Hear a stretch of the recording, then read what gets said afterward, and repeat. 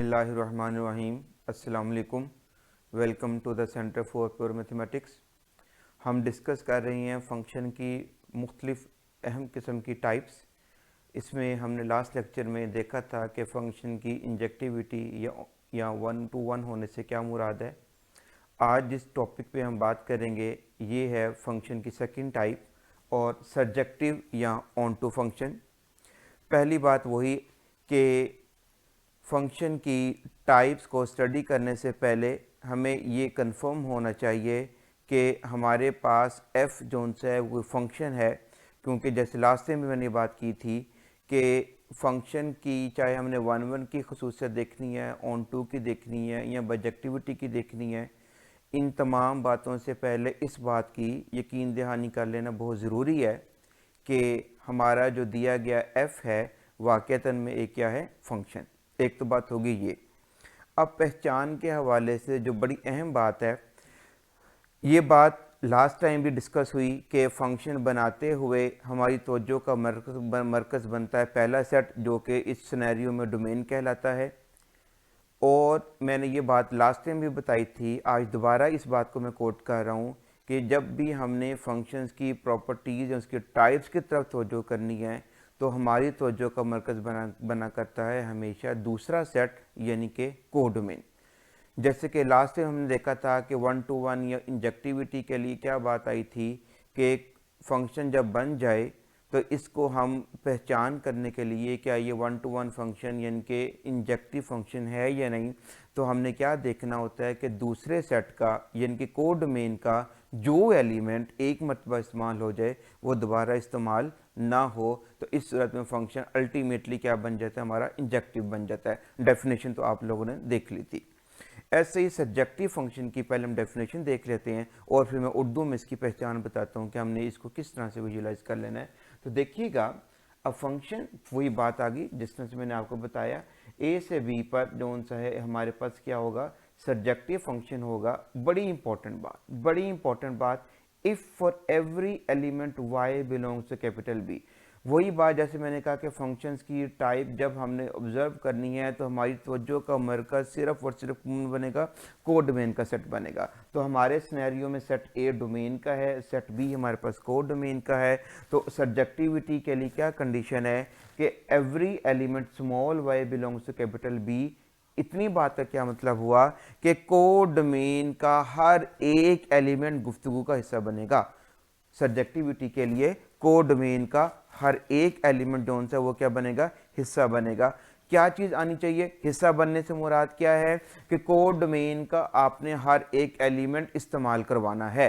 Codomain का हर एक element आपने क्या करना है, इस्तेमाल करवाना है।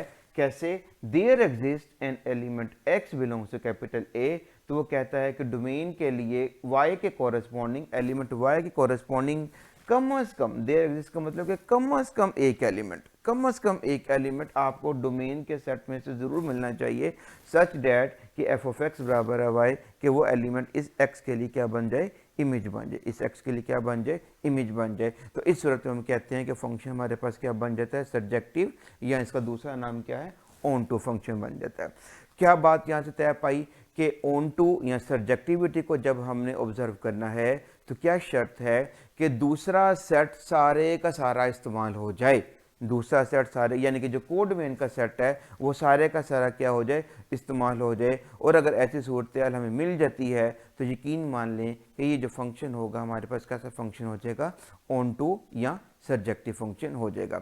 इसी बात को समझने के लिए ये नीचे एक नोट है जो बड़ा इंपॉर्टेंट है कि फंक्शन एफ जोन सा है इसको हम ऑन टू या सब्जेक्टिव बोलेंगे। बड़े आसान सा रूल मिल गया कि अगर फंक्शन की जो रेंज है वो कोडोमेन के बराबर आ जाए, फंक्शन की जो रेंज है वो किसके बराबर आ जाए, कोडोमेन के बराबर आ जाए, तो इसका मतलब होगा कि फंक्शन हमारे पास क्या हो जाएगा, ऑन टू या सब्जेक्टिव हो जाएगा। तो कुल मिलाकर क्या समरी सी बनी, अगर आपने 1 to 1 या इंजेक्टिविटी को देखनी है तो क्या बात देखनी है कोडोमेन के हवाले से कि कोडोमेन का जो एलिमेंट एक मरतबा इस्तेमाल हो वो दोबारा इस्तेमाल नहीं होना चाहिए। और सब्जेक्टिविटी के लिए क्या शर्त हमें बात पता चल गई कि सब्जेक्टिविटी कब मैसर आएगी कि अगर दूसरा सेट यानी कि जो कोडोमेन का सेट है वो सारे का सारा क्या हो जाए, इस्तेमाल हो जाए। तो इस सूरत में फंक्शन हमारे पास क्या बन जाता है, ऑन टू या सब्जेक्टिव फंक्शन बन जाता है। आइए इस बात को ज़रा हम एग्जाम्पल्स के ज़रिए देखते हैं। में हमारे पास दो सेट हैं, सेट ए 1 2 3 पर और सेट बी में हमारे पास क्या है एक्स वाई, और फंक्शन हम एफ बना रहे हैं कहाँ से कहाँ पर, ए से बी की तरफ। अब देखिएगा, अब ऑन टू या सब्जेक्टिविटी को हमने मेजर करना है, ठीक है। तो हमारी तवज्जो का मरकज कौन बनेगा, सेकंड सेट। सेकंड सेट हमारे पास क्या है, एक्स और वाई। आपने सिर्फ ये देख लेना है, पहली बात कंफर्म कर लेना कि फंक्शन है, तो आप देख सकते हैं कि 1 2 3 एक एक दफ़ा इस्तेमाल हो रहे हैं और पूरे का पूरा सेट इस्तेमाल हो रहा है, फंक्शन तो ये है। अब आपने इंपॉर्टेंट बात है ऑन टू या सब्जेक्टिविटी के लिए आसान सा फार्मूला, आसान सा, ये एरो डायग्राम है जो फर्स्ट हमने इस्तेमाल किया है, इसको हम क्या बोलते हैं, एरो डायग्राम के 1 किसके ऊपर मैप हो रहा है, एक्स के ऊपर, 2 किसके ऊपर है, वाई पे, 3 किसके ऊपर हो रहा है, वाई पे। तो इस तरह की मैपिंग को लिखने के अंदाज को हम क्या बोलते हैं, एरो डायग्राम। अब ऑन टू या सब्जेक्टिविटी देखने का असूल क्या है, हमारी तवज्जो का मरकज कौन बनेगा, सेकंड सेट। सेकंड सेट क्या है, बी। बी में क्या एलिमेंट आ रहे हैं, एक्स और वाई। आपने ये देखना है कि क्या एक्स और वाई सारे इस्तेमाल हो रहे हैं, अगर तो वो हो रहे हैं इसका मतलब क्या हुआ कि आपका फंक्शन क्या हो जाएगा, ऑन टू फंक्शन हो जाएगा। आप देख सकते हैं रेंज किसके बराबर आ रही है, सेट बी के बराबर आ रही है, तो लिहाजा ये फंक्शन हमारे पास क्या हो गया, ऑन टू या सब्जेक्टिव फंक्शन हो गया। इसी बात को हम दूसरी एग्जांपल के अंदर भी दे सकते हैं, जिसके अंदर भी आप देख सकते हैं कि सेट एक्स में हमारे पास एलिमेंट्स हैं ए बी सी, वाई में एलिमेंट्स आ रहे हैं हमारे पास 1 2। तो यहाँ पर भी आप बाकायदा तौर पर दे सकते हैं कि जो जी ऑफ ए, अब ये जो फॉर्म है ये कौन सी फॉर्म आ जाती है, इमेज फॉर्म आ जाती है। फंक्शन को लिखने की ये इमेज और सबसे इंपॉर्टेंट फॉर्म है, ठीक है। जी ऑफ ए आप देख सकते हैं आपके पास 1 के ऊपर मैप कर रहा है, जी ऑफ सी और जी ऑफ बी जोन से इनके आंसर इमेजेस 2 आ रहे हैं। इसका मतलब क्या हो रहा है कि यहाँ पर आप देख सकते हैं कि जो कोड मेन है वो किसके बराबर आ रही है, रेंज के बराबर आ रही है। तो लिहाजा ये फंक्शन भी क्या हो जाएगा हमारे पास, ऑन टू या सब्जेक्टिव फंक्शन हो जाएगा। और तीसरी एक जनरल एग्जांपल है कि जो आइडेंटिटी फंक्शन होता है is always a subjective function. जो आइडेंटिटी फंक्शन होता है वो हमेशा एक क्या होता है, सब्जेक्टिव फंक्शन होता है। तो इन एग्जांपल से हम क्या अखज़ कर रहे हैं कि हर वो फंक्शन हमारे पास ऑन टू या सब्जेक्टिव कहलाएगा अगर उसमें जो कोड मेन है, जैसे कि नीचे नोट में लिखा गया है, जब कोड मेन जोन से वो रेंज के बराबर हो जाता है तो अल्टीमेटली फंक्शन हमारे पास क्या हो जाता है, ऑन टू या सब्जेक्टिव फंक्शन हो जाता है। कॉन्सेप्ट को हम जरा एक काउंटर एग्जांपल से भी समझने की कोशिश करते हैं। देखिएगा सेट ए में हमारे पास एलिमेंट्स है 1 2 और बी में एलिमेंट्स है हमारे पास एक्स वाई जी। अब हम एक फंक्शन बना रहे हैं। अब आप गौर कीजिएगा कि 1 की मैपिंग हो रही है एक्स पे और 2 की मैपिंग हो रही है वाई पे। अब आप यहाँ से रेंज इसकी देखें तो आप बगौर इस बात का मुशाहिदा कर सकते हैं कि जो रेंज है वो हमारी कोड मेन के बराबर नहीं आ रही। तो हम स्ट्रेट वे क्या फैसला दे देंगे कि ये फंक्शन जो है हमारे पास ये ऑन टू या सब्जेक्टिव फंक्शन नहीं है, ठीक है। तो क्या लुब्बल इस बात का बना कि ऑन टू या सब्जेक्टिविटी कब मैसर आती है, जब भी कोड मेन जोन सी होती है हमारी रेंज के बराबर आ जाती है, ठीक है। नेक्स्ट एक रिमार्क्स में एक बात नोट करते हैं कांस्टेंट फंक्शन के हवाले से।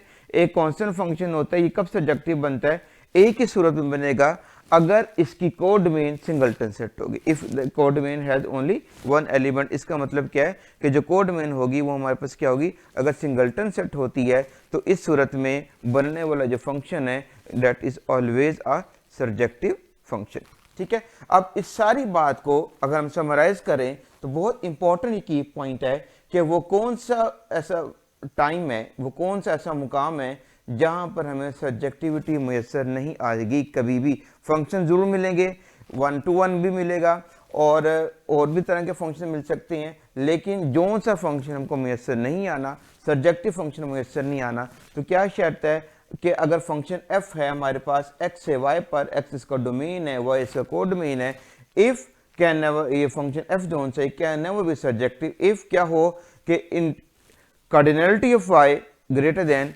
Cardinality of x। क्या मतलब है, अगर कोड डोमेन में एलिमेंट्स की तादाद डोमेन के एलिमेंट्स की तादाद से ज़्यादा हो जाएगी, जबकि x और y हमारे पास क्या है, फाइनाइट सेट्स हैं, तो इस सूरत में फंक्शन हमारे पास ऑन टू या सब्जेक्टिव नहीं मिलेगा। इसका फ़ायदा क्या है कि हमें कैलकुलेशंस करने की ज़रूरत नहीं पड़ती। अगर हमारे पास 2 सेट्स दिए गए हैं और बताया गया है कि फंक्शन की डोमेन कौन सी है, कोड डोमेन कौन सी है, तो हम बग़ैर फंक्शन बनाए हुए सिर्फ इनकी कार्डिनलिटीज़ को देखकर अपना डिसीजन दे देते हैं कि आया कि फंक्शन जोन सा है ये हमारे पास ऑन टू है या नहीं है। उम्मीद है कि आज का ऑन टू या सब्जेक्टिविटी ऑफ अ फंक्शन के हवाले से बातें आपको क्लियर हुई होंगी। इस हवाले से अगर आपको कोई क्वेश्चन हो तो आप कमेंट बॉक्स में से पूछ सकते हैं। वीडियोस आपको अगर अच्छी लगें तो इनको लाइक करें। जिन्होंने हमारे चैनल को अभी तक सब्सक्राइब नहीं किया वो इसको सब्सक्राइब कर लें और वीडियोस को मैक्सिमम शेयर करें ताकि ज़्यादा से ज़्यादा लोग इनसे इस्तेफादा कर सकें। हाजिर होते हैं अगली वीडियो में फंक्शन की एक नई टाइप के साथ। तब तक इजाज़त दीजिए। अल्लाह हाफिज़।